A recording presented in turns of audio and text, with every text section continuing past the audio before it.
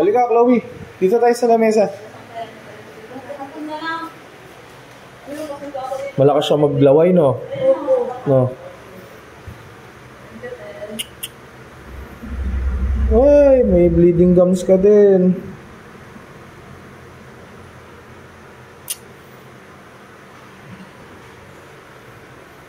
So, ang nangyari, pinaliguan mo siya kanina ng... Pwede ba makita yung kanina sa cellphone mo? Patingin nga ako. I-explain ko lang, document ko. I-explain ko lang din ng mas maayos.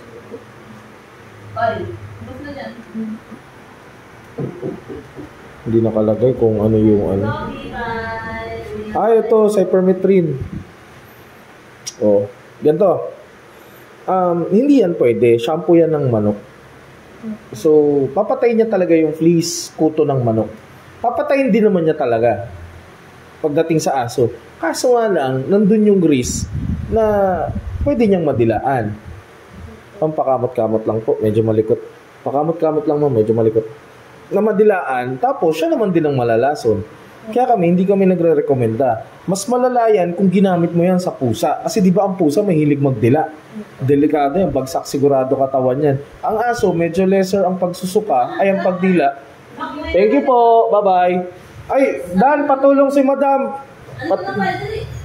Pipay, bye-bye. Bye-bye na. Jayan, patulong.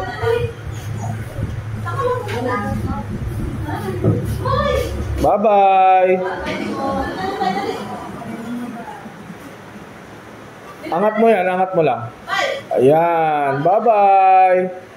Bye-bye. Oh, mabalik ako. Okay. Nandun yung risk na madilaan nila. Pag ganun, malalason din sila. Delikado ito. Pagdating sa laso naman, lagi kong ini-explain, mas marami ang na-ingest, mas delikado. So ngayon, magbibigay ako sa kanya ng first aid na injectable, parang universal antidote yun.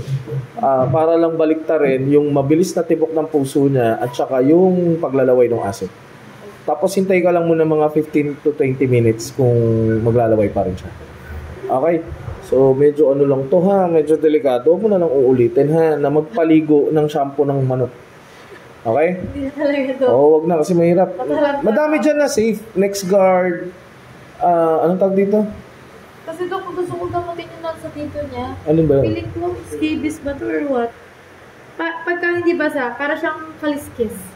Pwede kong i-skin scrape. I-skin scrape ko siya ngayon. Wala namang bayad sa consultation na yun. Isang consultation lang naman ang babayaran. So, i-ano ko na lang.